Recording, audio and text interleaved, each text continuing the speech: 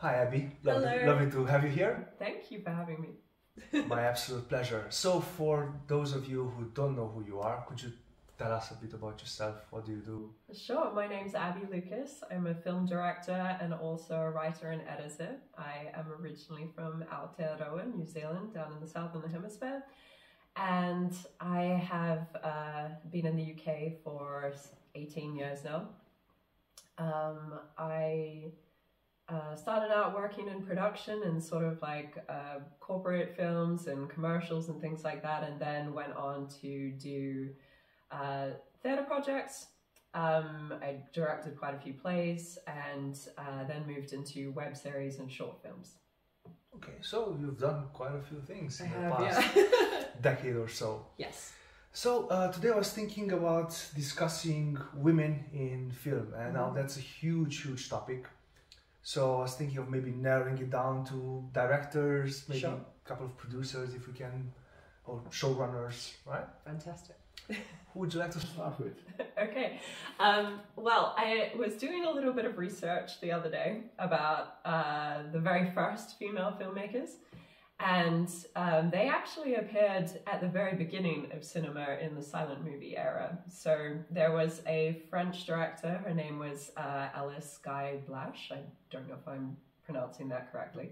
Okay. But she was originally a secretary at a French studio that had just started, and she accompanied her boss to some demonstrations that the Lumiere brothers were doing of early cameras and film tests.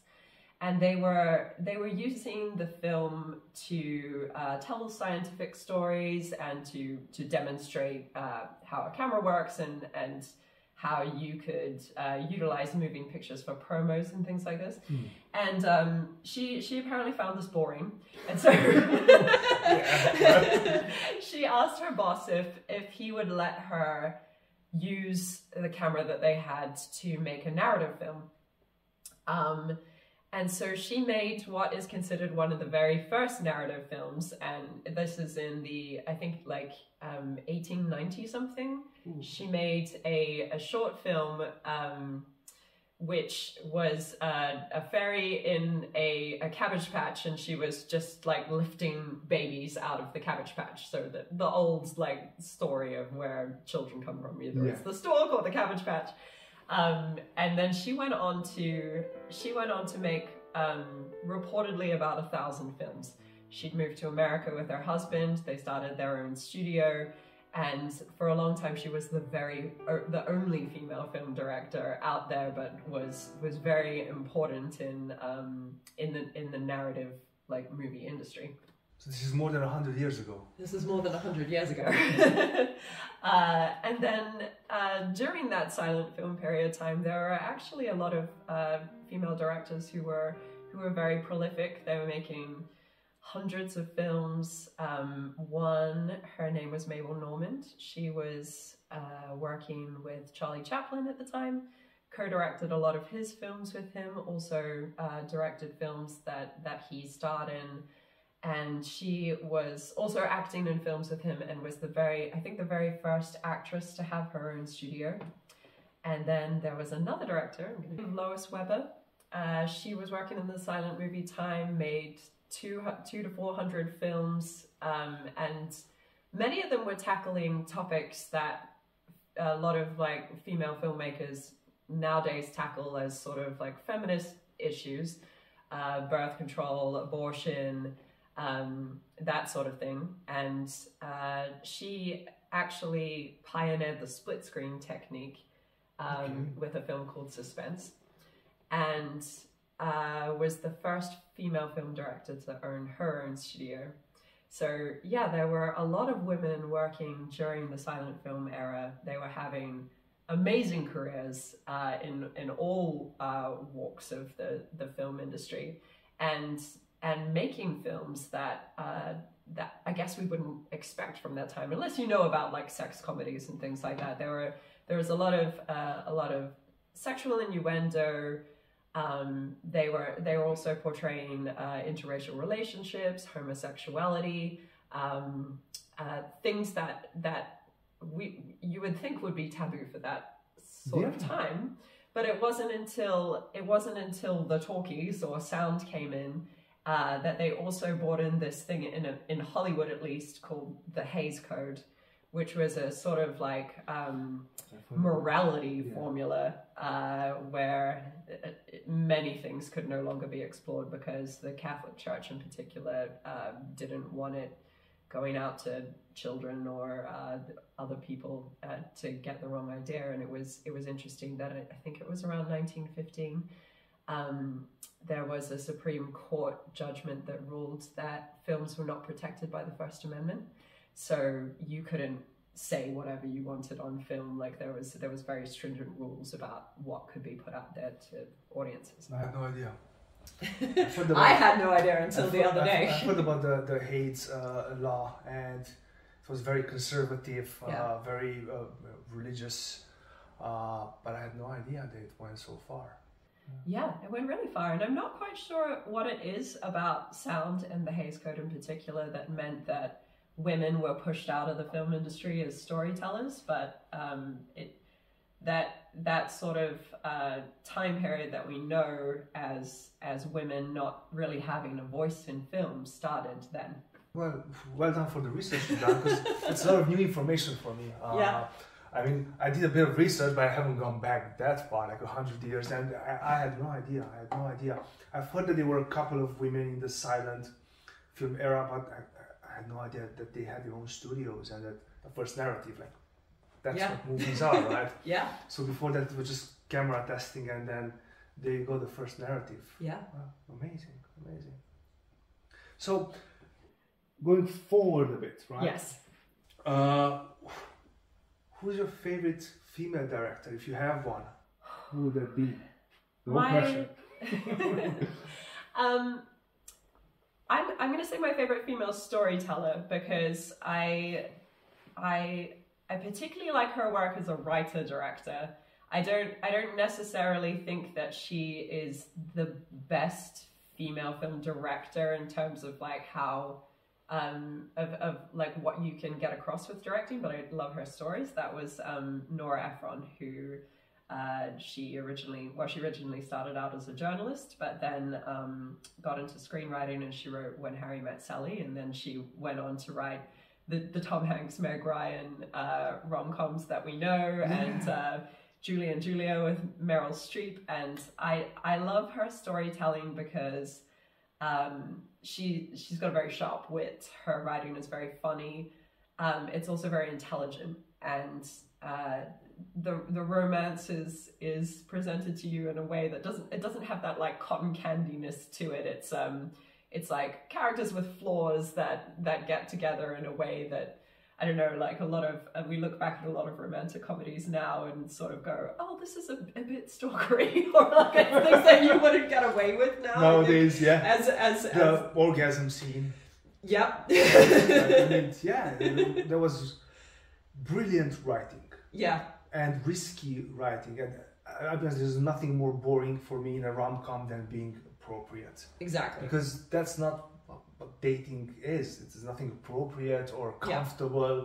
So for me, the whole market. We're all out there making fools of ourselves. Exactly, absolutely. So yeah.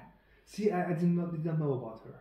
Yeah, she well, sadly she's dead. But yeah, she made some wonderful films. And also wrote some fantastic journalistic pieces as well. There's books of her writing, and novels that she wrote too. And just a fabulous storyteller. For me, I have an absolute favorite, and that's because I think she understands men a lot better than men do. It's Kathryn Bigelow. Yeah, absolutely. So the first movie I saw was Point Break. Yeah. I was a teenager, looking at America surfing, and then you have Patrick Swayze riding the waves, and Keanu Reeves, an FBI agent, and it's still probably my favorite action movie because there's no CGI back then, so everything was shot on location, and the pacing and the language, the camera work, everything works so well. I mean, they did try to remake it in 5-6 years ago. Yeah. Couldn't restore the magic. I remember having a conversation with someone about the remake. I haven't seen the remake, and actually I didn't know that either she had directed it or that a woman had directed Point Break until she won the Oscar for Hurt Locker. Yes. And I was sort of like, well, I'd seen Hurt Locker and I didn't really know much about her, and sort of had gone through her filmography and was like, oh, Point Break, you know, what a great movie.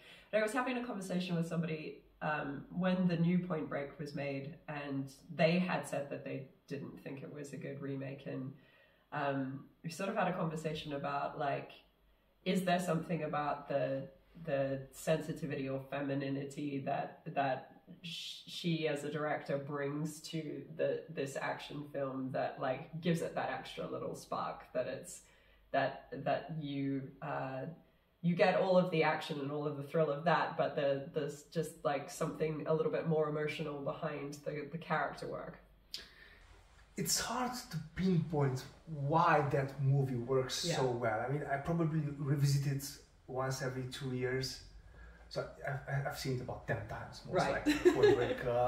And to this day, I cannot explain why it works the way it does, right? Because it's not perfect, right? Yeah. So if you look at certain shots, for example, I remember there's a shot where Keanu Reeves is surfing during the night, right? And you can see shadows. So it was shot during the daytime, and then they had to, you know, use in post to make it night. And you can see small things like, oh, that shadow wasn't supposed to be there. But it's fine. You forgive every small flaw because it just takes you in. There's this epic momentum. It's, you know, the whole start of the movie with the waves. Like, the movie is exactly like the ocean. It just grabs you and takes you into that world of, you know, bank robbers and, you know, ex-presidents, and the humor in it, the great chemistry between all the characters, right?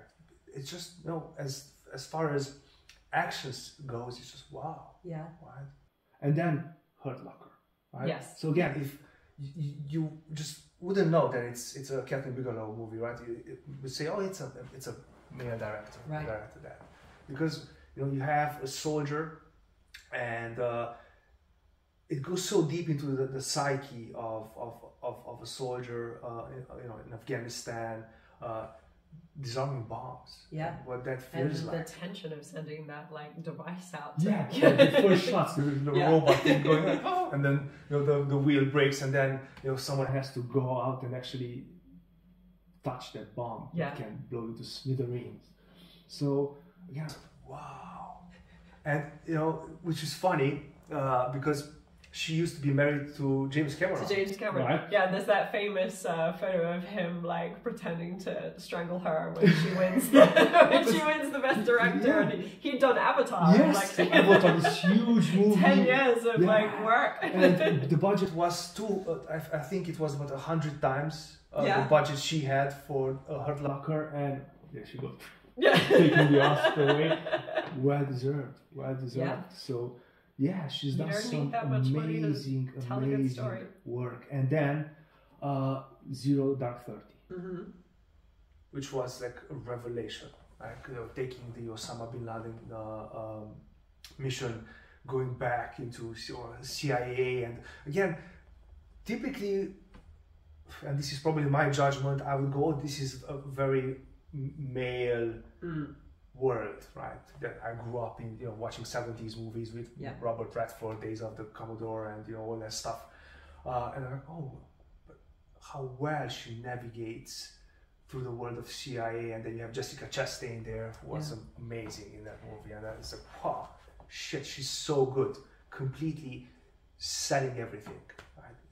Another movie, I was like, wow. So, you know, she is a powerhouse of a director, because she can touch so many different genres. I haven't seen a comedy yet, but I'm sure she could. Yeah. Well, I mean, it's all just like, it's all just characters with feelings and intentions, right? And it is, but there's this sensitivity that is very hard to identify in a scene. Where is it? Where is it? You know, Is it in the framing? Is it in the dialogue? Because that can be the writers. Is it in the trust she manages, the relationship she builds with the actors and the set? Because what is a director at the end of the day, right? I mean, I think I was actually having a conversation with this about this with someone recently. I think it's the perspective, because you could take a script. 12 directors could take a script and they could shoot it and cast it and edit it or whatever in like 100 different ways. You know, well, you would get 12 different movies. Okay, Yeah. And so I think it's whatever perspective it is that she has that she's able to bring that makes it unique or special. I mean, I definitely want to see more work from her, because I mean, probably that's why her movies are so great, because she takes time between movies. She doesn't just jump from one project to the other. And I'm really curious, as you know, she ages. What will she do next? What will she do next? Yeah. What will be the next project in her filmography? I'm a big fan. Very exciting filmmaker. So, who shall we talk about next? Who do you want to talk about? Greta Gerwig, because yes. she's on Vogue at the moment. Greta Gerwig, our blockbuster director who has raked in the money. Oh. And considering that she's coming from a very indie background, yes. None of her previous projects, right? They weren't blockbusters. They were very intimate movies. And as an actress, her films were very, very indie. A lot of them done with her now partner Noah Baumbach, who co-wrote Barbie with her. She went from very gritty, like black and white sort of like intimate tales to a whole world based on a very like famous doll. It's weird, I watched Lady Bird, yes. And it's probably about a year ago, and I was okay. It's a beautiful coming of age movie. Yeah, I watched it at the cinema. I think I've watched all her films at the cinema. Lady Bird. It was a lovely coming of age movie. Very good performances. Oh God, it's tough to remember now because it was at the time. But it was such a completely different movie. Yeah. Different ingredients, and then you had Little Women, right? Mm-hmm. Who probably this was the third or the fourth version, and again, nothing would suggest that she would go on to make the most successful movie of last year, right? Yeah. In terms of commercial success, critical success, and then Barbie, right? I was such a dude when Barbie came out, because it came out at the same time as Oppenheimer. I'm watching Oppenheimer. I'm like, I couldn't get into the color palette. For me, when I saw the color palette, I was like, oh God, this is like it's gonna give you a Crush. Right? I'm gonna feel, but I knew that I wanted to watch it, so I waited until it was on streaming, and I loved the trailer, like the whole shooting. The trailer, that is probably one of the best film trailers I've ever seen, because it gave nothing away. No. And she walks out of the shoe, iconic. And then everything after that, you're like, I don't know what this movie is, but I want to go and see it. Yeah. Because when I very first heard of it, I was like, Barbie, okay. And I don't even think I knew she had directed or written it at the time. When I first heard of it, and I saw that trailer and was like, I want to go and see that film. Yeah. And so many trailers will give away the entire film in the trailer. That's the reason why I don't watch them. Yeah, exactly. See the movie. I saw that one trailer for Barbie, and I was like, I want to see this film. I'm not going to read or watch anything else about it until I go and see it. And then I went to see it, and it was just incredible. I loved it so much. For me, I don't know how I feel about it to this day. Right. I don't know. There were certain things that I found amazing. Production design, awesome. casting, I don't think you could have done better, No. right? So, Ken and Barbie are right there. Yeah. Storytelling, really good idea. Like, let's move Barbie into the real world, and let's create a satire of where society is at the moment, right? And then, for some reason, it took me out of the magic of the world. And I'm like, oh, okay, so I'm supposed to learn something from this. Right. So this is okay, let's focus on it. Right. What am I learning? What am I learning? And then she's in the new world, and then Ken's feeling like shit in the new world. So he's going back and he's doing this hair rock song, which is again great. But it's like, where's the identity of this movie? I'm trying to pinpoint what do I have to learn. And at the end of the day, I was like, you know what? I don't need to learn anything. It's just a fun fucking movie. Yeah, I have talked to a few people who hated it, and it's sort of like, what do you hate? And I think there are a few people who think that like, it was sort of like feminism 101, and it's like, I mean, these are things we already know. Why are we just sort of like hammering this home? And I think there are a lot of people who don't know even feminism 101, right? So so why not package it up in like something that is fun? And for me it was purely the fun that made me really love this film. And I went to the Directors UK screening of it, where she did a Q&A with Alfonso Cuarón, and it was quite funny because he started off the Q&A by saying to her, you first told me about this Barbie movie when we were at dinner one time, and my reaction was, why would you want to do that? And she said it was funny because her partner Noah Baumbach, his initial reaction as well was, why would you want to make a Barbie movie? And then she started like pitching little bits to like just doing little skits from it, or like little ideas for scenes and stuff. And he kind of got into it and started pitching some more, and then was like, okay, fine, I'll co-write it with you. And they wrote the script, and they thought that there was never going to be any way that the studio or Mattel would let them make this film, because Mattel gets lightly criticized, like they're sort of the villain in the film, the corporate but they're idiots over there. Yeah, exactly. Old man. Old man.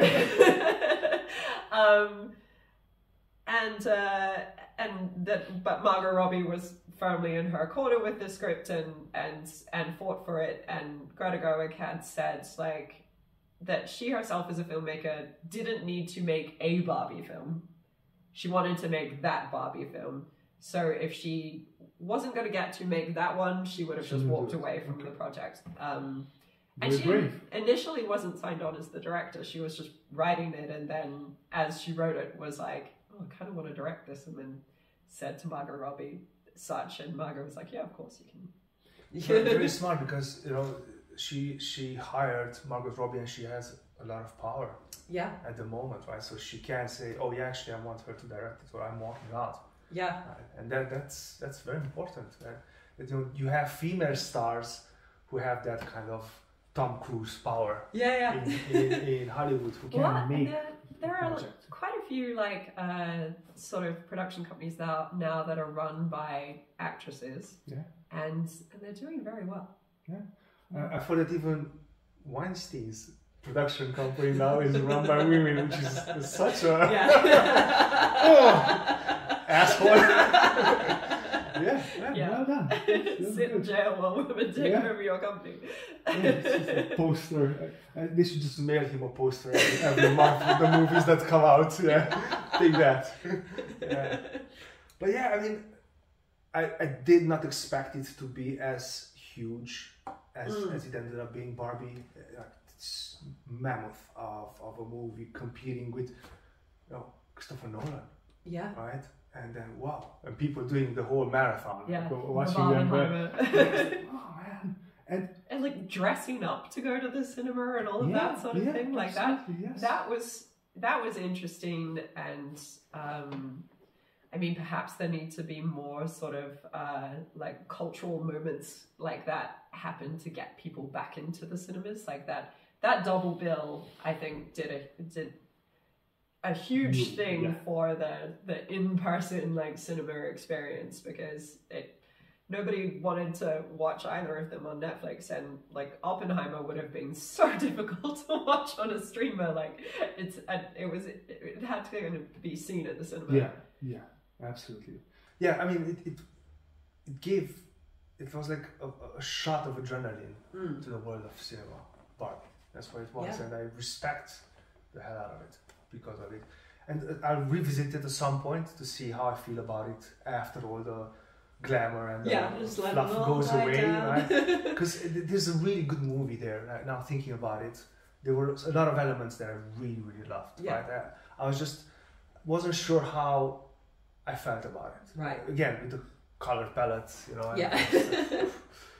But the performances were really good. The performances were really good. So many elements of it were so well observed, like the weird Barbie, you know, as soon as they'd sort of said like she got played with too hard, and she did look like the Barbies that like you end up cutting the hair off and like trying to draw makeup on and stuff. It was like a very I think just very interesting to take something like that's very real world and then give it a very like different focus in a movie.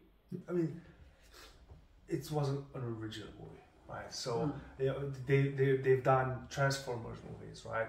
And they weren't original in terms of, they had great CGI, but in terms of storytelling, wasn't that original. It wasn't okay. Well, you know, these robots fight those robots. Yeah. With Barbie, right? You had a doll.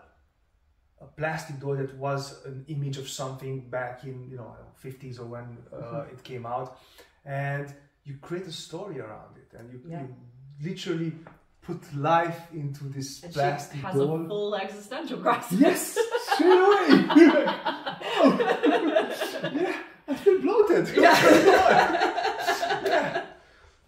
really choose good. the high heel. I don't want to know. But yeah, it was such a powerful movie, and Mattel are making a killing even now. Yes, very good for them. So that's Greta Gerwig. Who are we talking about next? Let's talk about Sofia Coppola. Ooh, she has a special place in my heart. Yes, as a female director. Again, she's doing movies the European way. Yeah. And it's such a contrast to what's going on in the States, where there's a lot of money coming in. Yeah. She's been born and raised on movie sets. Yes. Right? So she had, even before doing her first movie, she had all the knowledge. Yeah. Right? She met all her these. whole life is film school. Exactly, right? So we're being on set with Robert De Niro, Pacino, right? It's just mad. It's just mad. So, which is your favorite movie of hers? Lost in Translation is my favorite one. Yeah. And I haven't seen all her movies, but yeah, I've seen quite a few, and Lost in Translation is definitely the favorite. I mean, I think that's the one that put her on the map.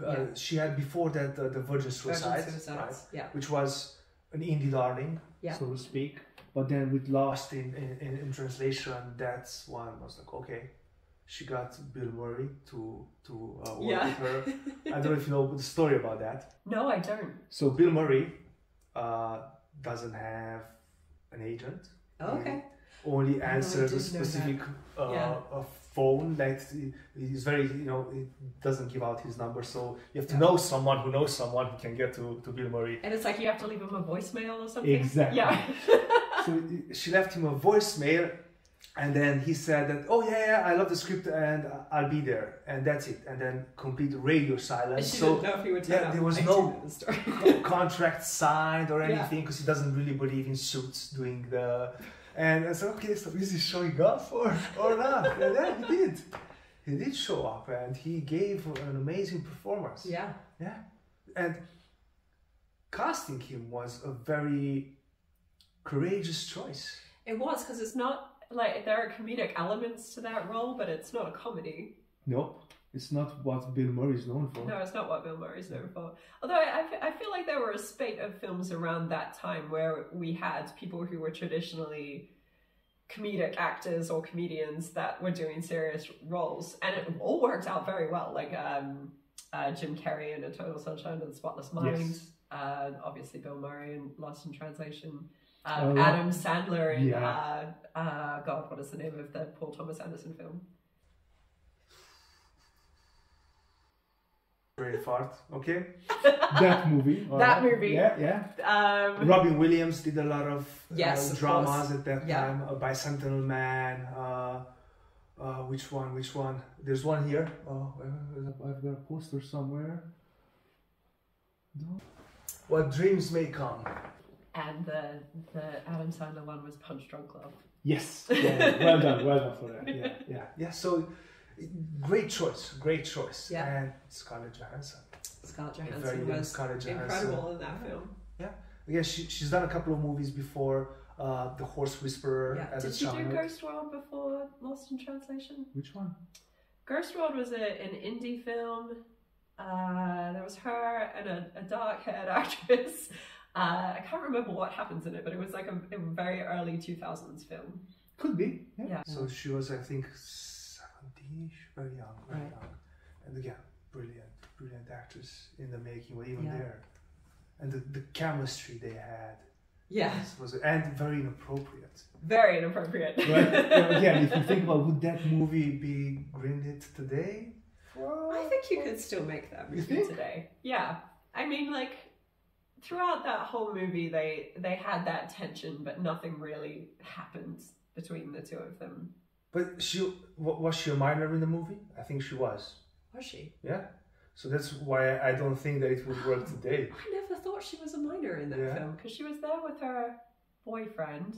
Okay, that's true, maybe. He was a photographer or something. Yeah, you're right. You're absolutely right. Yeah, so no, she wasn't. But yeah, I don't know. I still find it that nowadays I'm not sure that they would make that movie. Right. Everybody's... There is a lot of like... there's a lot of tension around like the power dynamics of older men and younger women. Yeah, and consent and all the stuff that's going on today. I was reading something about a movie I've just seen. This is just a parallel. What was the movie? Memory with Jessica Chastain. And she plays an alcoholic in recovery, and she meets up with someone who has dementia. Right. So whether or not having a relationship with someone with dementia, if there's consent or not. And it was this huge thing on social media about, that movie is inappropriate. Hollywood shouldn't do that because there's no consent. And I've watched the movie. It was such a good movie. Well, I mean, like putting restrictions on things like that is kind of like a modern day Hays Code. Yeah. Yeah, I think there is a modern day Hays Code. It's just unspoken. Yes, and it can be interpreted in any way you want to interpret it, and you can be offended, and you can dislike something for whatever reason is according your own hates. Yeah. Yeah. Shit. I don't know. What have we done? What have we done to this world, right? Yeah. So going back to Sofia Coppola. Lost in Translation was once in a generation, I think, kind of movie. I've seen another movie that I really liked and it didn't do well at all. Which one? It's called Somewhere. The movie of hers? Yes. I have never heard of it. And it's with I'll tell you in a second. This actor who was very en vogue in the 90s. He was in the Aerosmith music video. He will come. Steven Dorff. Okay, yes. Yeah. So it's with Steven Dorff, and he's this middle-aged movie star who's just, his life is shit. Right. I remember the first opening scene. Steady camera, and there's Steven Dorff driving his Ferrari on a course, right? Mm-hmm. And you see the book once, twice, 3 times, 4 times, and just the same frame, and that's where the credits were coming in. Yeah. Like, okay, so this is that kind of a movie. And just went into the loneliness of what it means to be a movie star. Things that she experienced as being the daughter of a famous director, being left alone as a child on a movie set, and pretty much everybody who comes to talk to you, they either want something from you or they need your attention, and that kind of a very solitary lifestyle that you have, and very bored. And you know, this movie is he's got a daughter, and they don't really have a relationship because he's on movie sets all the time. Doesn't get along with his co-star. He gets drunk and falls on stairs and breaks his hand, so he's got his hand in a casket for half of the movie. And he's so bored with his life and his money. There he is in that famous Hollywood hotel chateau, something where all the bachelors live. And he can't fall asleep until he has two strippers that don't do anything, just dance for him, and then that's how he falls asleep. That's his coping mechanism, alcohol and strippers. And the essence of loneliness was so well captured in that movie, of what it means to be living in a hotel. Well, and that is, I think loneliness is her theme, because good point. I didn't connect the dots yet. I went to see Priscilla, and it was again a director's UK screening of Priscilla, so Sofia Coppola was there afterwards to do a Q&A, and someone asked a really great question about how a lot of her films are sort of like a behind-the-scenes look at a person that you wouldn't normally get, that you see in the public eye, but you wouldn't normally get access to, like behind the scenes. So like Priscilla, Marie Antoinette, like these types of people. And they said to her, how did your own experiences, like the child of a famous person, or like then a famous person yourself, how do you bring that into your work? And I mean, her answer was basically her version of like, well, you write what you know, right? And so a lot of these characters, you know, they are big and they're in the limelight, but behind closed doors, they've got like a loneliness to them. Like Priscilla was left alone by Elvis like 80% of the time. At such a young age.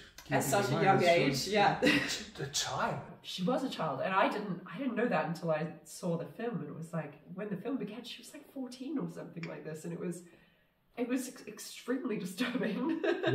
Her character's lonely. Scarlett Johansson, her character is lonely. Bill Murray's character is lonely. I connected the last time. I was like, Stephen Dorff's character is lonely. Loneliness. Yeah. That's how I look at her movies from now.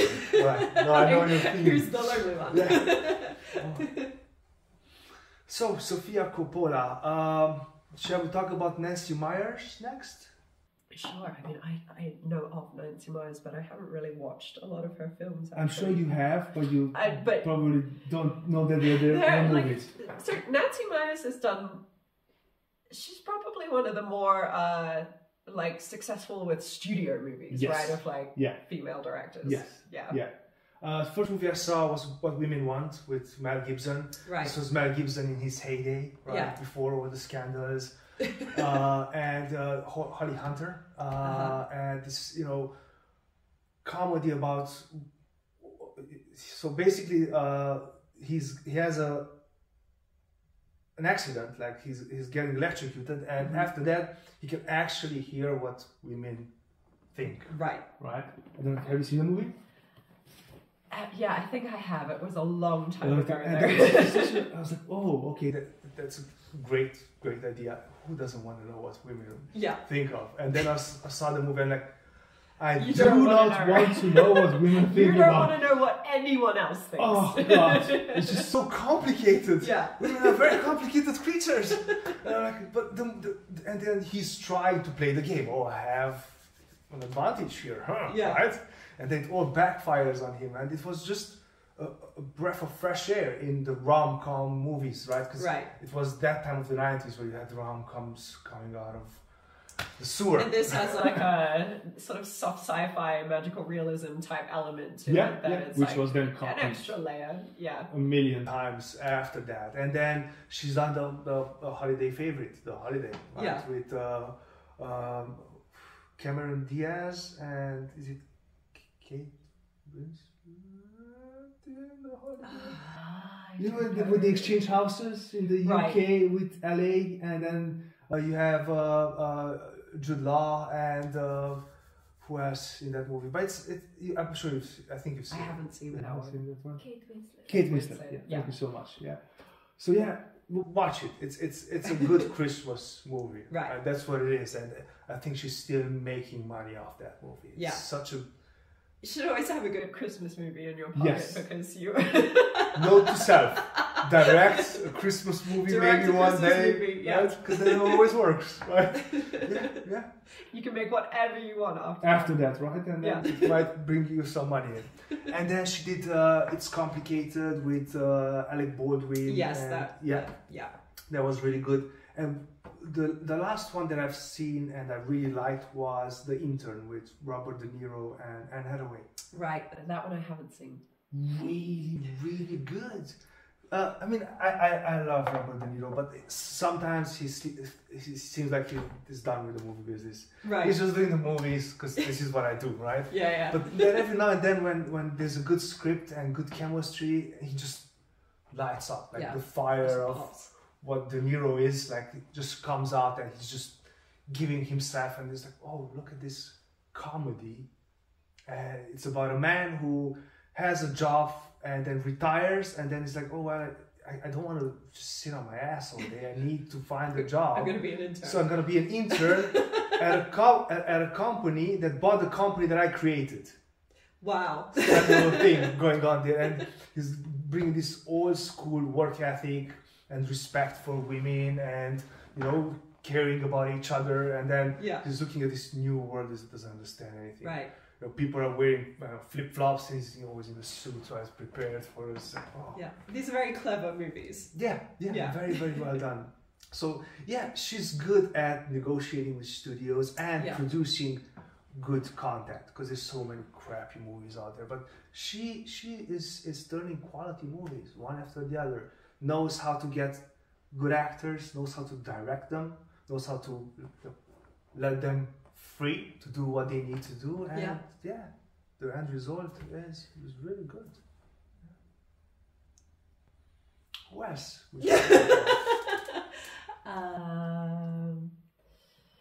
Well, let's talk about Jane Campion. Okay. Because then there's some other things I want to talk about. Just from so Jane Campion, my countrywoman. I had no idea. The first female director to win a Palme d'Or. She obviously she comes from New Zealand. The piano was shot there. Yes. She's gotten to have like quite an interesting career. Her movies, you can't pinpoint her in one genre or one style, right? Yeah. You had the piano, which was this beautiful drama, right? And then you had In the Cut, which for me, when I saw the movie In the Cut, I was like, whoo! Yeah, In the Cut is one of those movies that I remember seeing it. I remember finding it disturbing. I cannot tell you what happens in that movie. I'm like just completely, forgotten it. It's like flashes of shots to me. Meg Ryan, right? Yeah. She used to do rom-coms. Yeah, very not Meg Ryan film. And then she gets this role that would probably you think Sharon Stone would be in a movie like that. And you had a very young Mark Ruffalo being a detective. I remember he has a pervy mustache. Yeah. He's the cop with a pervy mustache, and there's a fallacious scene at some point that's very disturbingly well done, right? Mm-hmm. And we're talking about a studio movie here. And I was like, whew, okay.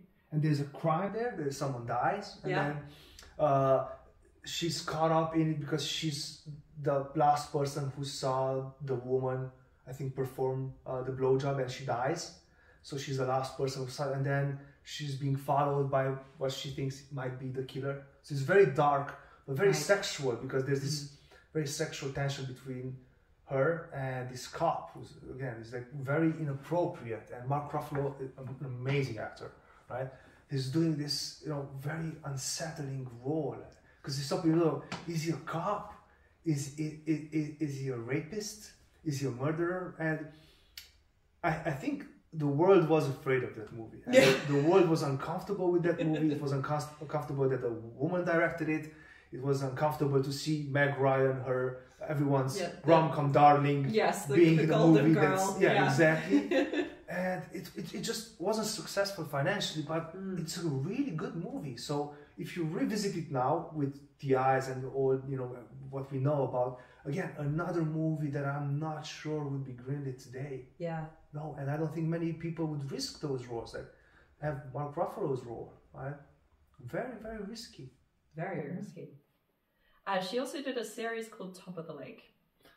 I do not know about that. Yeah. Tell me about that. So Top of the Lake is a crime drama that's it's set in New Zealand, and Elizabeth Moss is the main character. Elizabeth Moss does not get the New Zealand accent. And it's quite funny because they try to explain this away by saying that she's a New Zealander but she grew up in Australia. But what she's doing is not the Australian accent. Like Sean Connery.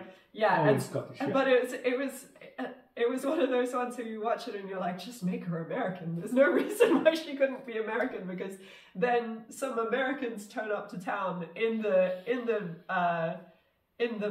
show, and they're all prominent Kiwi actresses doing the American accent. It's like, just let her be American. Yeah. I mean, once you get past the fact that Elizabeth Moss can't do a Kiwi accent, it's a fantastic crime drama set in, I think it's Central Otago, which is this like beautiful landscape in New Zealand. It's like a sort of like where they would have shot Lord of the Rings, like lots of mirror lakes and mountains and all of that kind of thing. And it was very successful. They did a follow-up called Top of the Lake China Girl, which I haven't seen, but that one's set in Australia. Is she still working on it? Was she working on it? I don't think she did the second season, but she definitely did the first season. Okay. I'll definitely give that a go. Yeah, I think it's on my plan. with the accents, I never understood the big fuss. I'll be honest with you. I mean, a lot of, going back to Sean Connery, right? He could not do an American accent to save his life, right? Even when he did The Hunt for Red October, right? He was Russian, but then he had the Scottish accent. In The Unforgiven, he was Irish, but he had the Scottish. And nobody gave a shit. They still enjoyed it. He still got an Oscar for that role. Yeah. So, like, what's the big deal? If you want to put a star in that movie and then have all the supporting characters do the proper accent because they can, why? Because then the actors have to focus so much on the accent that they can't do anyways. It takes away from the performance. Yeah, right? Exactly. All of a sudden it's like, it's a linguistic thing, not an emotional. Yeah. I mean, if I can connect with him emotionally, I don't give a shit about the accent. If someone's doing, Eastern European accent, it's not spot on. I'm like, who gives a shit, right? It's fine. Well, apparently the one actress who's sort of a savant at it is Kate Winslet. She does. Have you seen? The new TV show that she's in. Mayor of Easttown. Yeah, she was really good. Fantastic in that, and apparently that particular accent outside of Baltimore or wherever it is, Philadelphia, there's this town where they are the only people with that accent. and there was an interview that said that everyone else had to keep speaking in that accent throughout the entire process, otherwise they would have lost it. But between takes, she's just like back to her English accent. Some people can do that. Yeah. That's why she's Kate Winslet. Right? Yeah. So it's great, right? But some can't, and then. But some can't, just make them American. Yeah, just let them be American. That's fine. It's fine. Yeah. Well, she's an excellent director, and she did The Way of the Dog, right? Power of the Dog. Power of the Dog. Yeah, I have not seen Power of the Dog yet.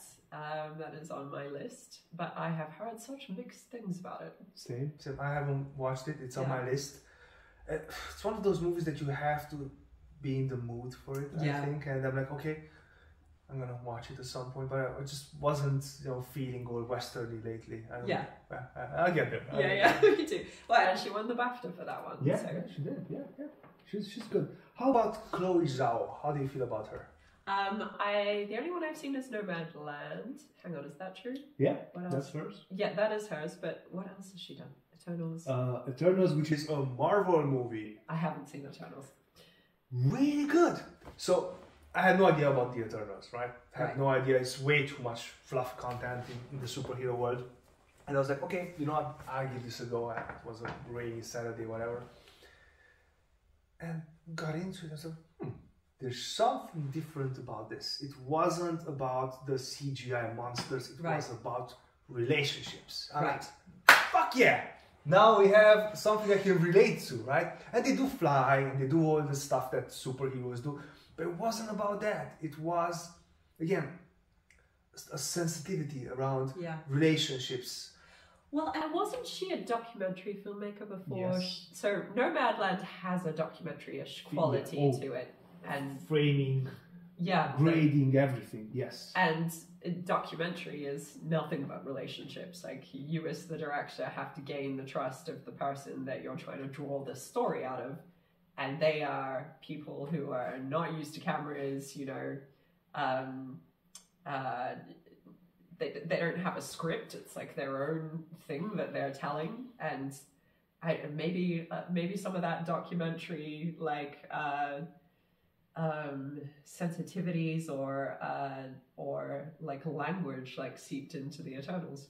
Good. That's a very good point, because if I think about it now, even the framing was different than in all these other superhero movies. Completely different.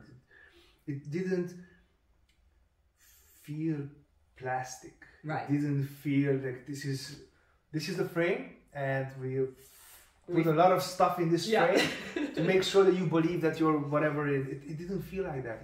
It just had this natural flow with lots of close-ups, exactly like you would have in a documentary. Yeah. So that's a very, very good point. And Nomadland was awesome. It was great. Yeah. Again, kind of the movie you have to be in the mood for, because I knew it was going to be a low-key movie. So I'm like, okay. But then I'm one of those people who still watches the Oscars. Even though I was disappointed so many times by watching them. So I watched the Oscars. She got the Oscar for it. I thought, okay, I'm going to watch this movie, and I wasn't disappointed. Yeah.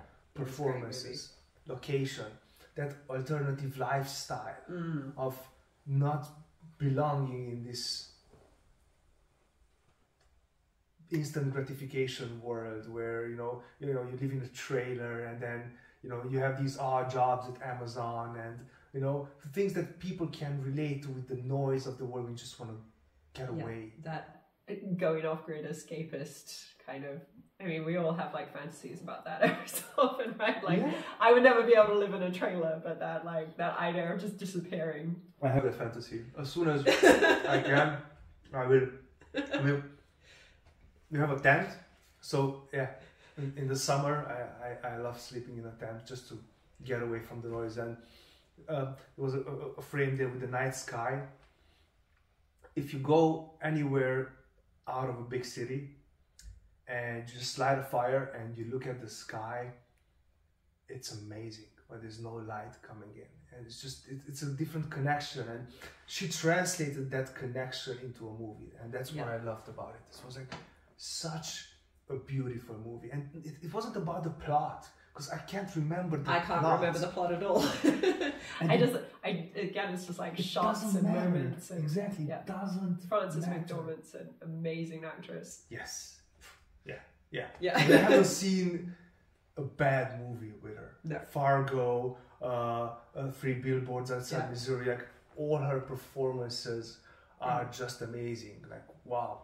Well, and she's great at comedy too, like Burn After Reading. Is... Yes. See, I forgot about that. I forgot that she was in that. Yeah. A lot of serious actors in that. George Clooney, Brad Pitt. Brad Pitt, the delivery guy. Yeah, I don't know if I still don't know if I like that movie. I loved it. Yeah. Some movies are I don't know. I'm like, oof, do I like it or I don't? It's difficult. Yeah. But I remember it being funny at times, really, really funny. She's amazing, and you know, as a director, I think she managed to get all that outside stuff on screen.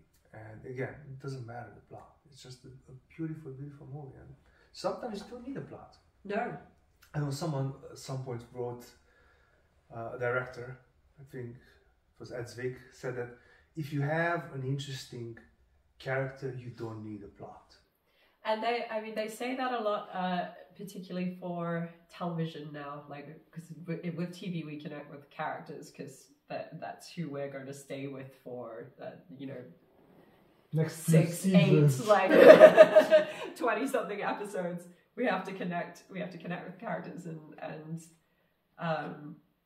you can fashion them into something, but nobody watches something for the plot. No, I mean with TV series, that's why I like TV series, because you can actually develop a character, right? How much can you do in an hour and a half? Not that much. How much can you do? 20 episodes? A lot, right? Yeah. You can get all those. You can take it deep into somebody's psyche. Yeah, absolutely. Okay, so we covered her. Who do you want to talk about next? Lynne Ramsay? Mm-hmm. Did I pronounce her name right? I don't know. Lynne Ramsay. Lynne Ramsay. Yeah.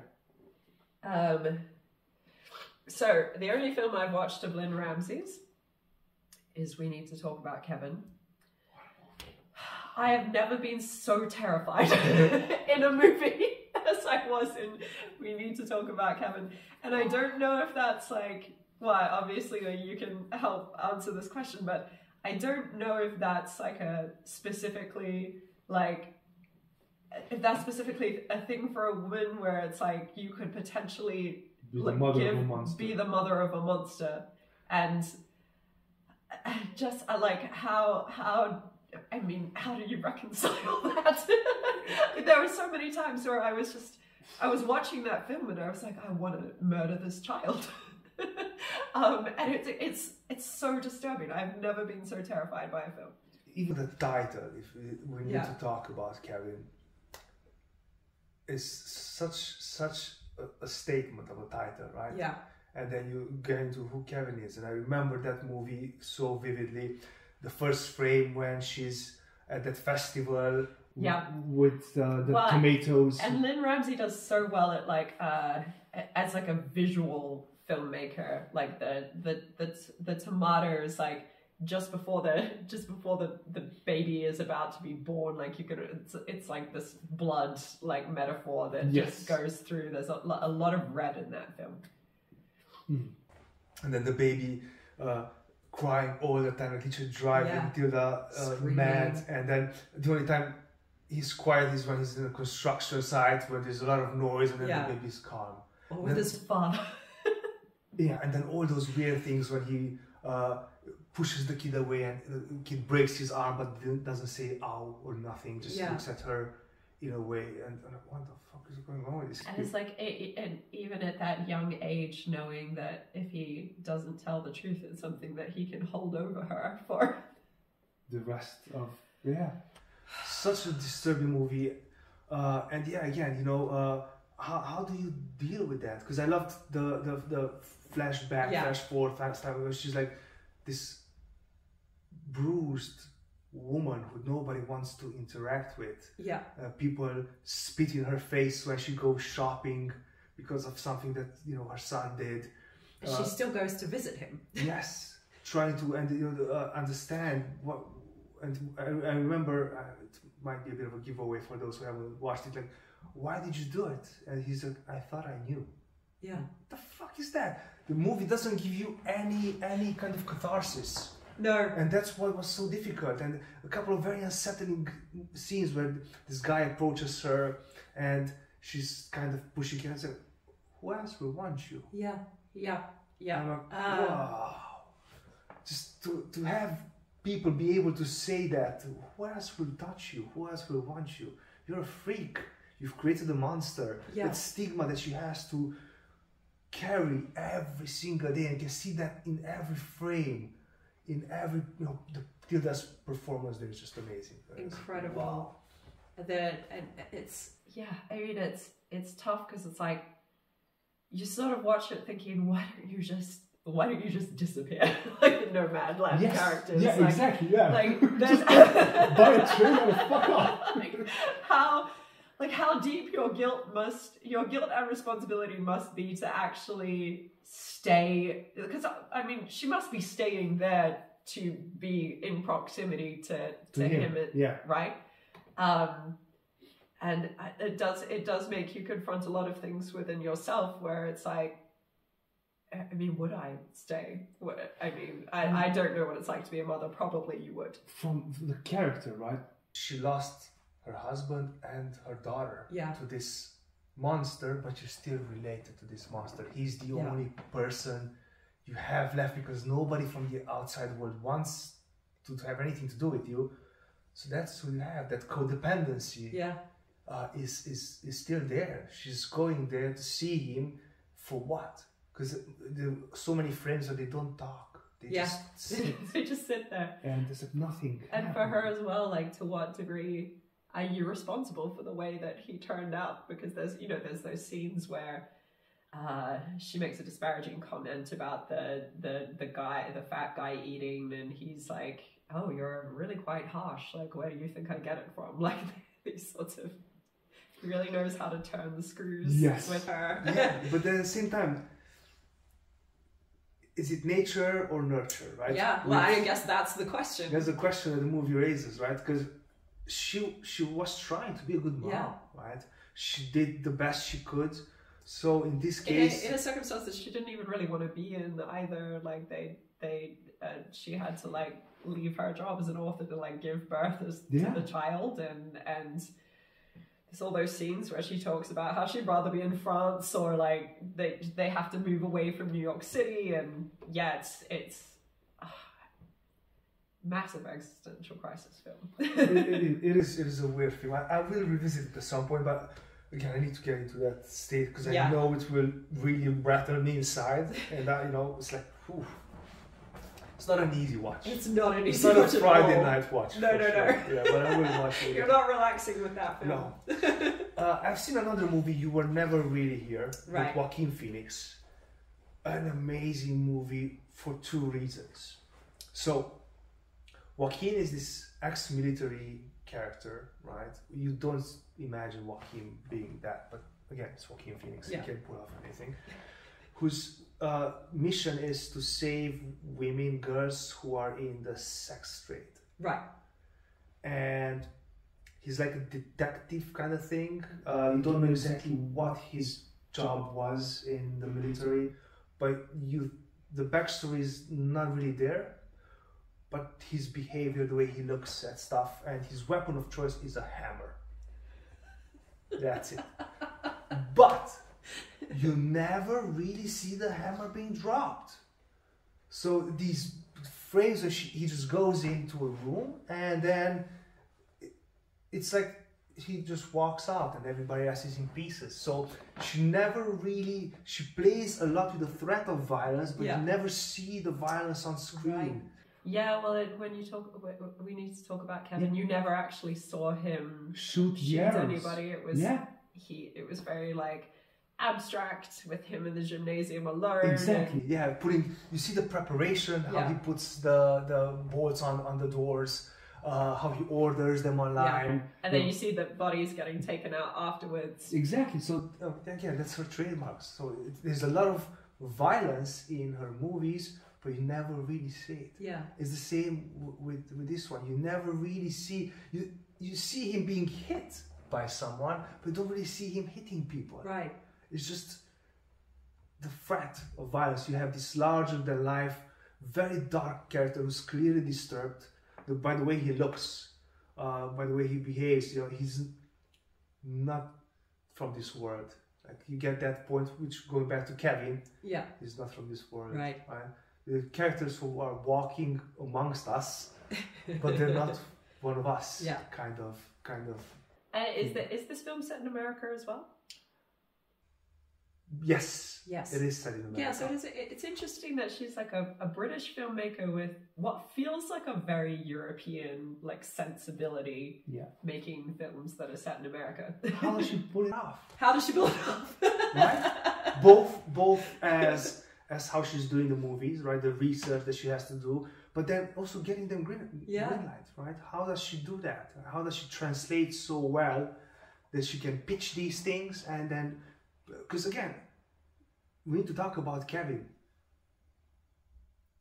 I don't think it was a commercially successful movie. It's not a date movie. It's not. No. It's a very niche kind of audience you have. Yeah, it would be very scary for a studio or whatever. A new mom will not go watch that movie. No, it was made by BBC Films, and I don't know who else in conjunction with them. I mean, I could see the British funding bodies potentially doing something like that, but yeah. The BBC does have risky projects, and I respect them for that. They have this HBO fear in terms of how they do these projects. We're like, oh, okay, we don't know if it's gonna make money, but we like this idea, so we're gonna push the envelope, and we need that because Universal would not greenlit that. No.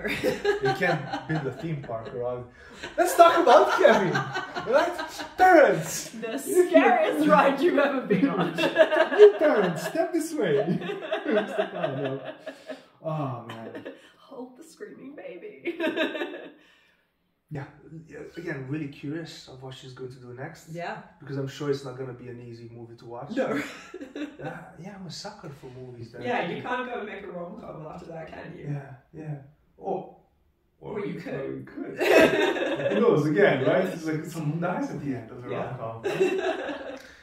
What about Patty Jenkins? How do you feel about Patty Jenkins? I mean,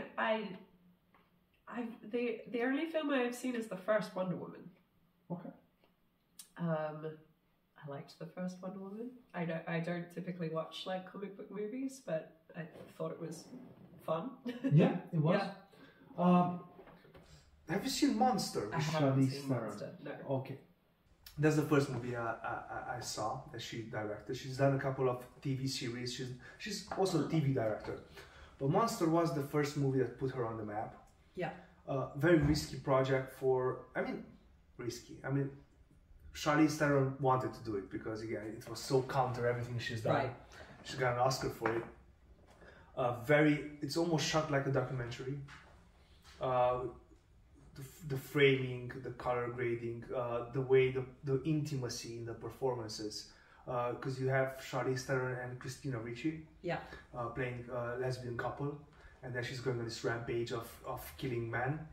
And is it justified? Maybe. First time she's being abused, she doesn't fight back, but then she just assumes that all men are going to rape her or abuse her potentially, so therefore she's very in the right to kill them, right?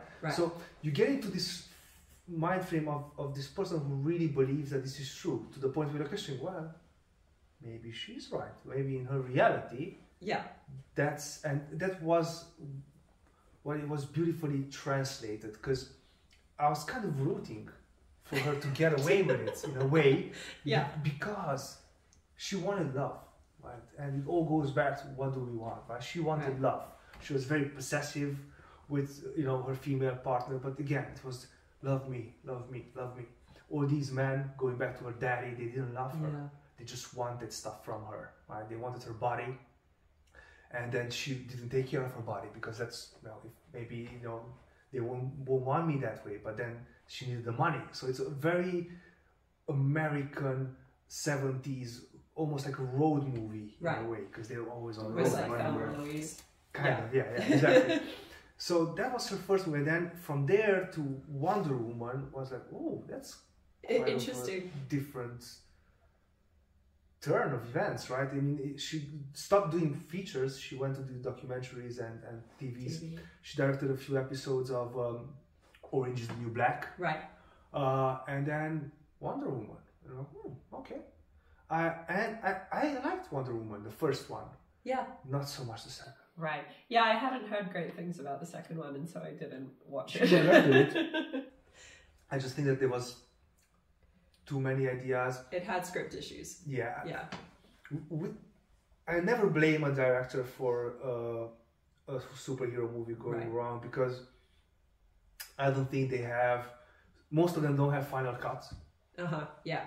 On the movie, that's one. There's so many.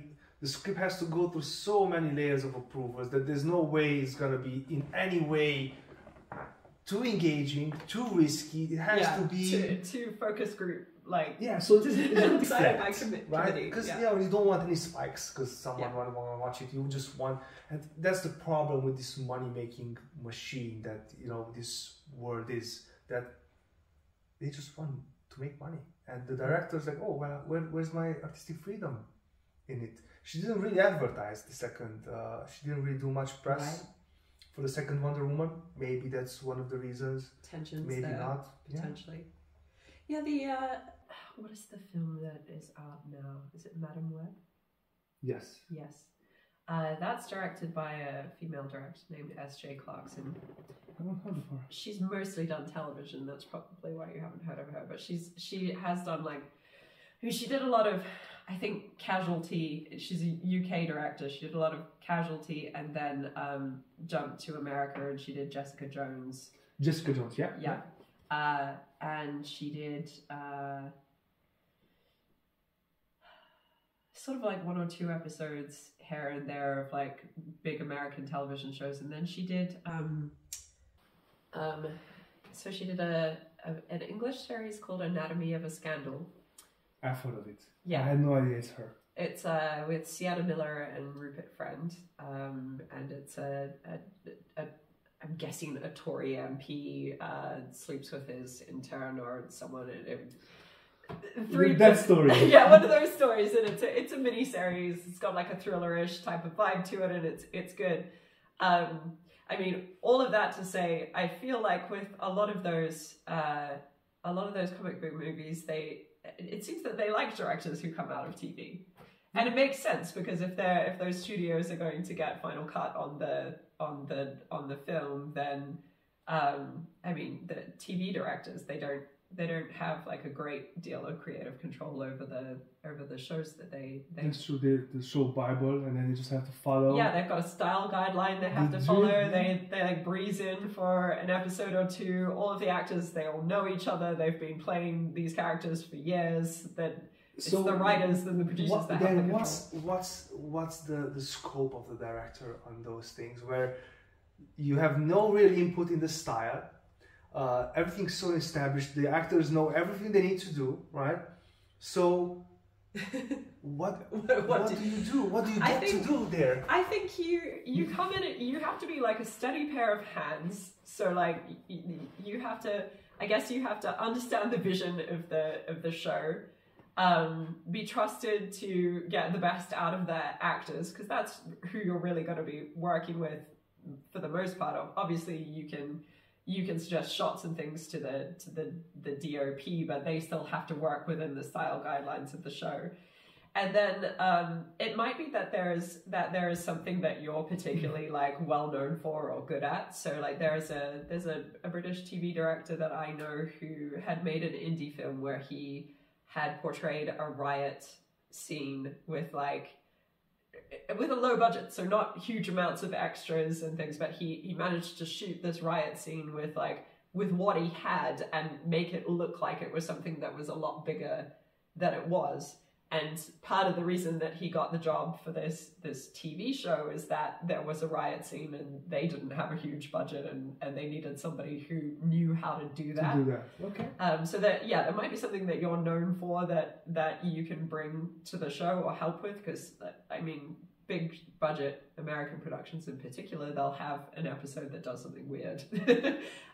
Yes. But there was a book that I read by a TV director. It's called Transitions, and the reason it's called Transitions is that the one way that you can make your mark as a television director is how well you plan out the transitions from scene to scene, because quite often the style guidelines won't have something like that, and it's I mean, it's that the transitions are like something that goes like right to the beginning of film. Like if you think of Psycho with the drain and the eye, like if you could come up with something clever to transition from scene to scene or shot to shot, then that is like something unique that you can add, or that people can say you are a cut above other people. Yeah, and I guess that's why a lot of the TV directors, they direct music videos. Yeah. Before that, because you need a lot of transitions in music videos. It's all about transitions. If you know. So yeah, it makes sense. Very, very good points. Okay. I'd also like to talk about an actress turned director. Okay. Jodie Foster. Yes. I loved her as an actress. Even since the 70s, right? Yeah. But then she directed a movie that, of course, I'm missing the name now, with Robert Downey Jr. back when he was still a heavy drug user. But then she did The Beaver, and The Beaver was with Mel Gibson in the middle of Mel Gibson's shit period, right? She was the first one who gave him that, okay, here's the get out of jail card in terms of, and the movie is about this very depressed, clinically depressed person, Mel Gibson, can't find any joy in life, and at some point he finds in a dumpster a beaver puppet, right? And he puts his hand into the beaver, and he decides that from now on he would only communicate with people through the beaver. Right. And this is a dark drama, not a comedy. And I was like, and Mel Gibson, I love him as an actor. Well, take away all the bad rap and everything else, right? I really like him as an actor, the depth that he can bring to certain characters. And her steady hand as a director, where again, it's not much going on, but emotionally, there's a shitload, right? So she doesn't feel the frame with, she doesn't direct those kinds of movies. I don't think she'll ever direct a Marvel movie, right? But she's really good with drama and the transitions that this character has to go through, well, with his family, and then at his workplace. So he's going and having meetings with the beaver, and people are like, should we take him seriously?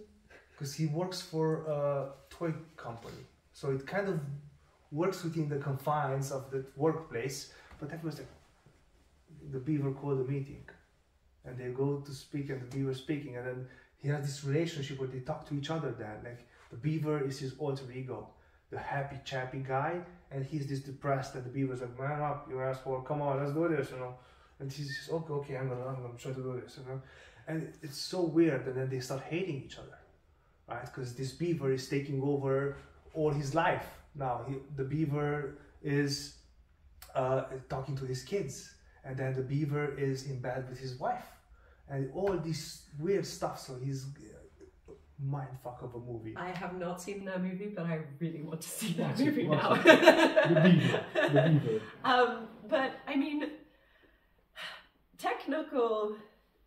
the technical elements of film are so easy to learn just by observing, practice, being told about it, being taught. But like, I think the hardest part of directing is working with the actors, and who better to direct actors than another actor, right? Because you have the language, and you know know what works to get things out of yourself, so you're probably going to know what works to get things out of another actor. And so for something as like psychologically and emotionally complex as that, like of course an actress is going to be a fantastic director. And she's so brave in her work and in her life. I mean, she's one of the first openly gay actresses out there, right? So, you know, this is back in when before, what's her name? The talk show host. Ellen DeGeneres. Yes, before her, right? So she came out before that, while she was doing Silence of the Lambs. Yeah. So when her career was at the highest point, she was like, oh yeah, okay, and I'm proud of it. Oh, that's okay. It takes balls to do that in Hollywood, especially back at that time. Back at that time, where other actresses, like there was one who just recently died, Anne Heche. Yes. She was almost kind of blacklisted. After doing, she had one very commercially successful movie with Harrison Ford, and then she came out, and then you couldn't hear anything of her. Gone. She did TV and a couple of movies, but very low key. Right? What happened? So considering all those risks, Jodie Foster did great, and she's still working. She did the new season of True Detective. Yes. Really good. She produced it. Again, she knows how to get people to work with her. Yeah. Right. And very interesting projects as well. Like she hasn't. A lot of the films she's done haven't been the typical, like, you know, beautiful actress sort of roles. Even though she was a beautiful actress. Even though she was a beautiful actress, for some things like Silence of the Lambs, or what's the film on the plane where her daughter gets kidnapped? Flight Plan, right? And Panic Room. Panic Room, wow, that's a great movie. Yeah. But yeah, she's done this. I mean, if you one of her first movies is, I think called The Girl in the Last House. It's a very dark movie in the 70s, early 80s, about a girl who lives alone in a house, and her parents are dead, but nobody knows. Oh God! And there's this man who comes around and kind of wants to take advantage, but she's very self-sufficient. And there's a couple of very, very inappropriate scenes in that movie that wouldn't be shot today. Yeah. I mean, it wasn't actually, she was the body double because she was underage, and there was a couple of naked scenes, but still, like, to portray that. So, it's tough going. 70s, 80s movie making was very different, right? It wasn't an exploitation movie, but it had those fears. Yeah. But she was always in control. There was something wrong with this kid. You knew that she wasn't fazed by anything. What was the name of the movie? The Little Girl Who Lives Down the Lane. The Little Girl Who Lives Down the Lane. Right. So like the nursery rhyme. 1976. Great movie. She's probably 14 at that age. Right. Doing a movie with that level of emotional depth. Gosh, yeah.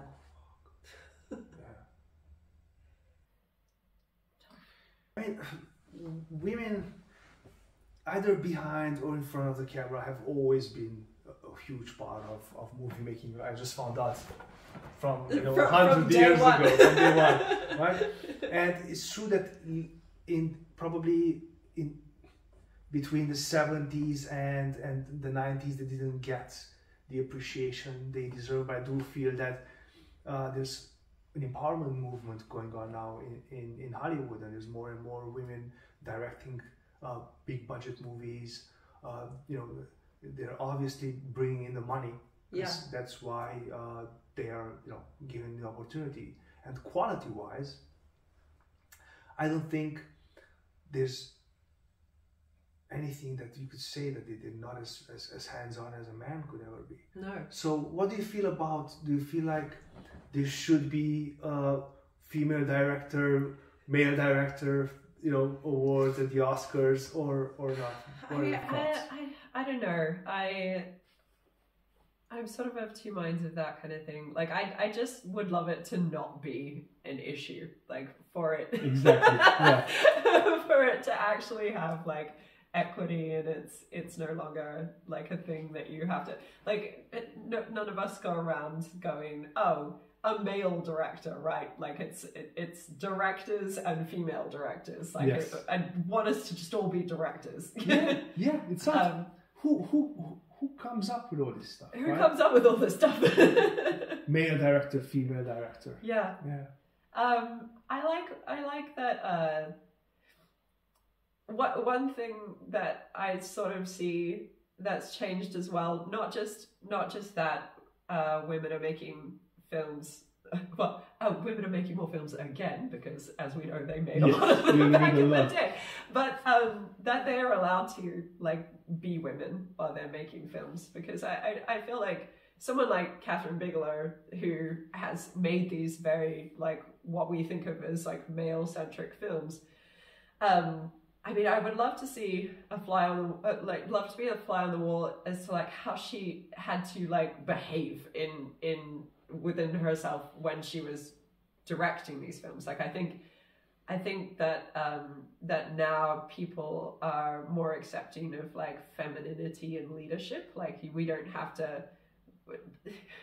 It's always ridiculous to me that, trousers with pants on.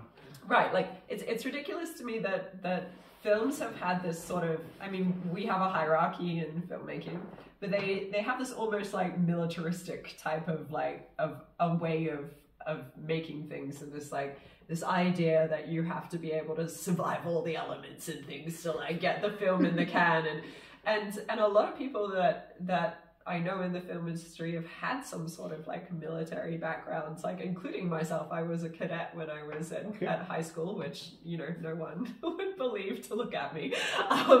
But like, now, I think now, yeah, there seems to be more of an acceptance of, like, this like feminine soft quality where we don't have to, nobody has to be, like, stern and yell, or, like, to have these, like, very stringent type of, like, masculine kind of, like, qualities when they're leading a film. It's I mean, it's always been a collaborative process, but, like, we can collaborate, and we can you know, investigate things in like a not necessarily soft, but, like, a more feminine quality. Like, we as women directors do not have to go out and pretend like we're a man. And there's this, like, idea of the director being, like, the father, like, it's like a paternal quality to the role, and I like that that's kind of been, that there isn't really that feeling anymore. When I was at film school, there were a couple of instances where people inferred that I dressed too well to be to have any talent at filmmaking, and it was it's kind of wild to me, because, like, I feel like no one would ever tell a man that they dress too well to be a good director. Like, you see all these like, photos out there of David O. Russell in, like, suits and sneakers, and everyone's like, oh my god, look at his style, like, while he directs or whatever. So I feel like that was like a sexist comment that I would most have likely thought. was. But a wild one, because, like, I couldn't be good at an aesthetic medium by being concerned with aesthetics, you know. But I feel like that isn't a thing anymore. There is I can't remember who the director was, but it was another, like, actress turned director, where the actresses in the film appreciated that she turned up to direct, like, in a skirt or a dress or whatever, and it wasn't like, we have to wear this, like, masculine type uniform to go out and lead our army of troops. So, you being a director, yeah, obviously a female director, do you feel at the moment that you're still disadvantaged in certain areas, or the opposite, that you're gaining momentum? The thing about it is that if I am disadvantaged, nobody is going to outrightly tell me so. There's never been any situation that I've been in where I've been told you didn't get this, or like this isn't available to you because you're a woman. No one would ever say that to you. So if you have been passed over for that reason, I'm never going to know, right? It's a very subjective. Yeah. But I mean the statistics at the moment are not great. Like Directors UK had done a push to get people to in the industry to hire more female directors. I think particularly in television, because we don't have a big film industry in the UK, to hire more female directors. And it was starting on an upward trend pre-pandemic, and then after the pandemic it went down again, the numbers went down. And I think that's because people reverted to what they were comfortable with. So if it was television, it may be that they think that new people are too risky, and the new people would have likely been the women that they were trying to like get into the industry, and they were just sort of like, all of this is difficult and we don't know what's going to happen and it's risky, so we're just going to hire the people that we hired before, and those people would be, that's the same point, they would have been men. So we have to wait until everybody dies, right? Well, I mean, hopefully we don't have to wait until everybody dies. I mean, it's I don't know the answer to it. I just don't know. I think like maybe it's not necessarily to do with the gender or the sex of the director. It could be the type of films that people are interested in. Maybe people, the investors or studios or whatever, think are risky. Like they don't. It's a very risk averse industry. We're putting a lot of money into things, and it's like, I mean, the majority of the big films that we see come out, right, are the comic book films, and it's because they know that they're going to make the money back. So, yeah, it's I mean, I don't know how to whatever the issue is, I don't know how to fix it. I think like we should all get opportunities, but I hope that more women get to tell stories. Like, because it's not just men watch, like, rom-coms are considered to be like a female genre. Men watch rom-coms all the time. Rom-coms. I mean, and even if you're a guy who doesn't like them, you need something to take your date out to, right? Historically, that's how men got it. But then again, a good rom-com, right, covers both angles. It covers right? Because there's a co-lead who's a guy, so you've got that perspective going as well. I think it's like so much of trying to get a film made is about who is your audience, like what it's marketing, it's data. It's not even about like the director, the project itself. The project itself. Who can you sell it to? Yeah, who can we sell this to? And I just maybe the films that female filmmakers are coming up with, or the stories that the marketing people don't think they can sell them. I don't know. I have no expertise on this sort of thing. Well, let's look at, I'm gonna pick your brain in how you work, because I've seen a couple of the shorts you directed. Yes. The latest one is Voices, right? So there's this. I see it as a sci-fi. At the end of the day, people can watch it and see that's something different. Yeah. I watched it as a sci-fi, a clever one, a very clever sci-fi, very well directed. The shots were really well framed. The story flows. It's about 10 minutes long. Yeah. But there's so much. The big issue and the big challenge with shorts is, how do I put in a lot of stuff in 10 minutes? Sure, right? Or 15 minutes or under. And you did manage to tell a story, right? It starts with a couple hearing someone fighting on the other side of a wall, right? And then it all goes from there. So will you stay true in a way to the kinds of movies you want to direct, or will you consider more, oh, what's my audience? Because when you're transitioning to features, that's when it's a different kind of ball game. You have to think about, will this movie sell? Because in my experience with shorts don't really make money. You're not doing shorts for the money. Yeah, you're not getting money back from shorts. Yes, but when you're making features, now you have either investors or studios behind it. So they love art, but it better sell. Yeah, it better make the money back. So how do you see yourself transitioning and staying true to your core as a director? It's so tough. I guess the golden objective, right, is to make something that's artistic that also is commercial. But it's so tough to actually even predict what that would be. I mean, everyone always says to make something that you love, because it's with a short it takes a long time. It could take 6 months to a year to get it done.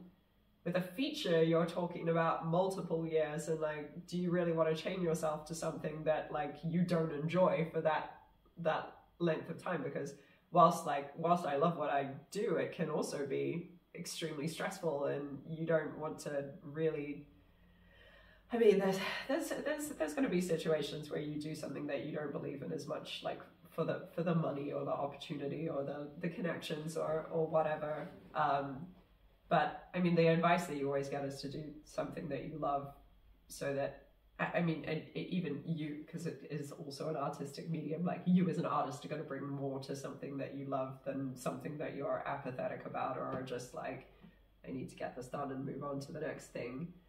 I don't know. I haven't been presented with enough opportunities, I guess, to be able to know if I would which way sell out or or what way I would go. I do know that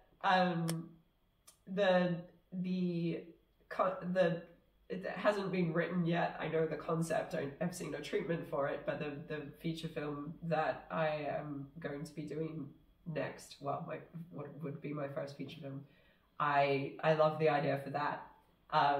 So yay, because with the first one it's super tough as well, right? So and you have to come out of the gate with something that tells the world something about you as a filmmaker.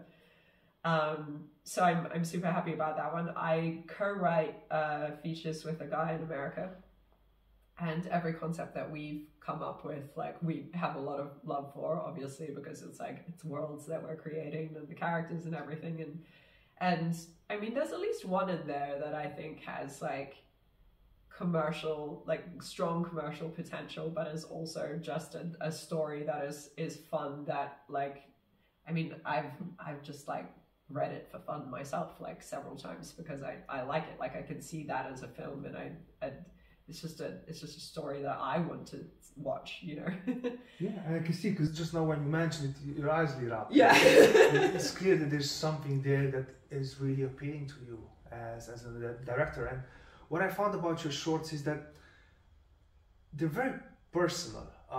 The first one I watched, Testing Greta.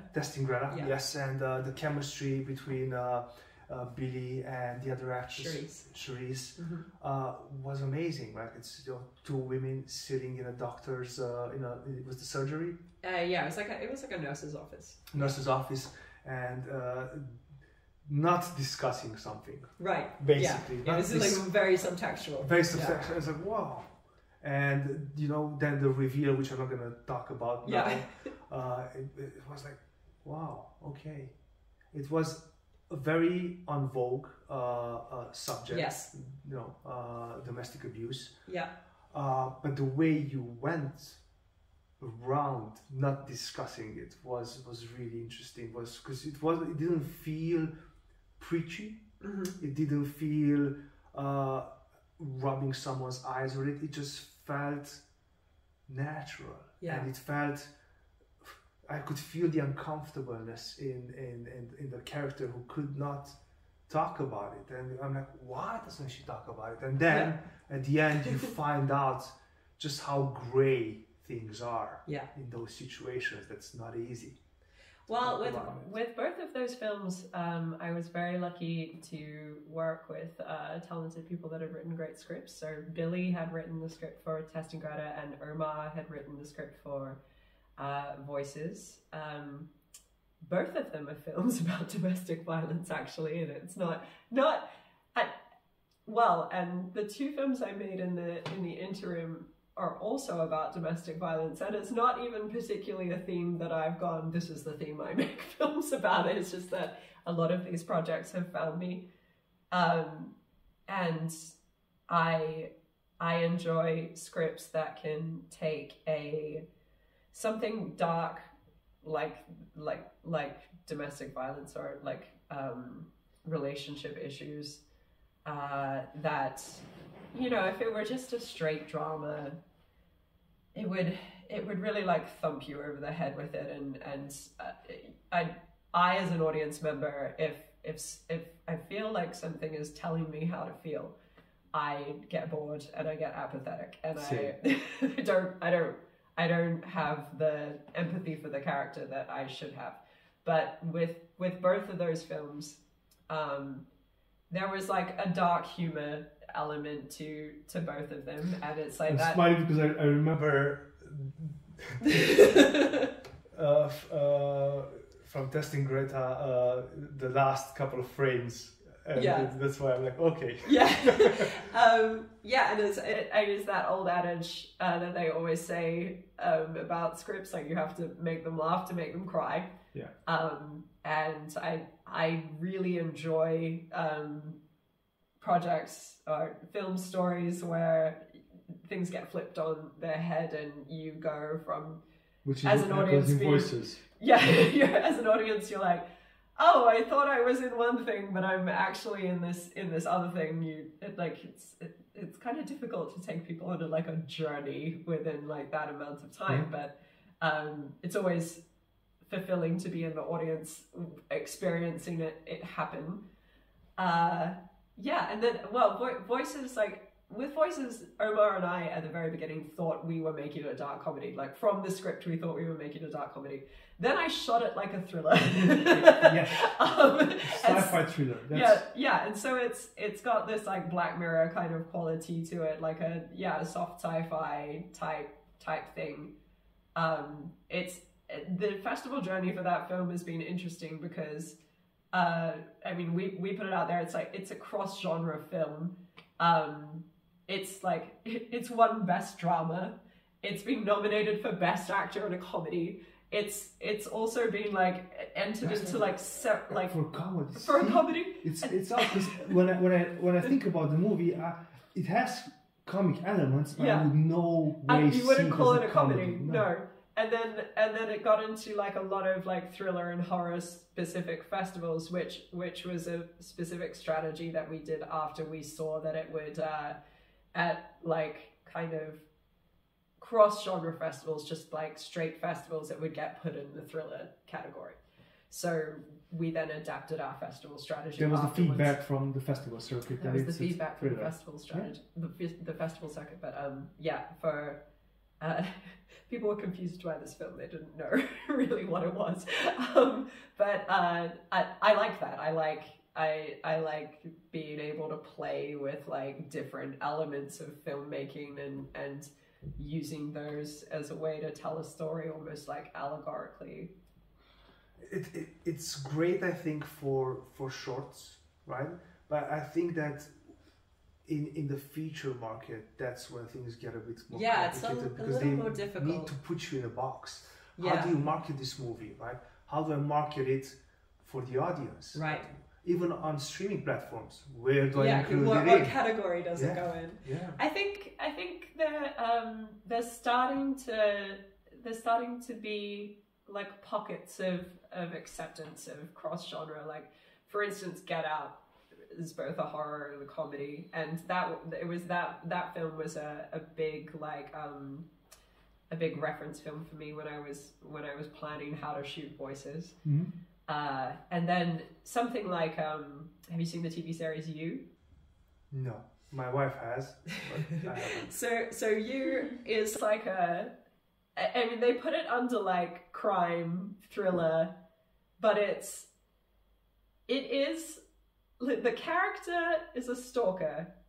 In his head, the world is a rom-com, basically. But the whole thing is, because what they're doing with that TV show is taking that question of can we make like the traditional rom-com these days, because you know you've got those elements of like the man being so persistent that it's in real life that would be terrifying. Like if there wasn't like interest back, that would be terrifying. Like he needs to stop doing that. Yeah. It's against the law. Yeah, it's against the law, yeah. But obviously in a film we have to have stakes, and we have to have like escalating action, and we have to have like failures and successes and things that will carry us from like the first act to the second act, and then through the all is lost and into the third act.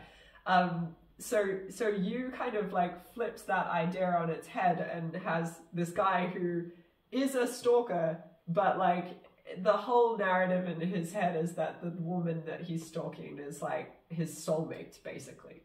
And it has like this gorgeous like cinematography with like lots of like golden colors and like sunshine like beaming in through windows, and they use these like very characterful anamorphic lenses to like to create this sort of like dreaminess but also weirdness. But then there will be elements where it's like straight thriller, and you're like, oh my god, like people are getting murdered, like bad stuff is happening. And the Twitter thread for the You writers room is always interesting, because they're constantly having to like retweet like people on the internet and remind them that Joe Goldberg is not a character you're supposed to fall in love with. Like he's a criminal. It's never just black and white, and that's what your movies are not black and white. No, because it's not just one thing. Yeah. It's not just one character that's the good character or the flawed character. Right. And then, yeah, I guess like once you move into features, it's like how do you then as an artist like box yourself into like a marketable kind of like package where you go, this is the thing I make. That will be your challenge come next That will year. be my challenge. Yeah, I mean, I guess the ideal is that we all get to be like Spielberg at some point. Do whatever the hell we want, but free paycheck, right? Yeah.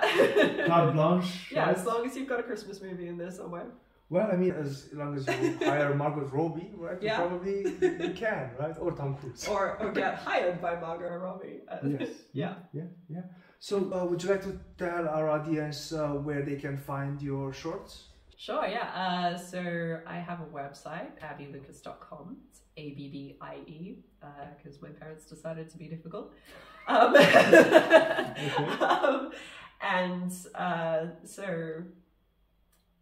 was just trying to think. There's not a lot on there at the moment, but Voices just got released on the Omeletto channel on YouTube. So Voices short film is searchable. I will also put that up on my website.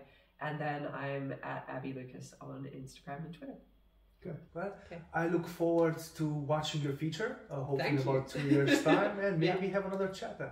Fantastic. Thank It was you a so pleasure much. having you here. Pleasure to be here. Thank you. Thank you.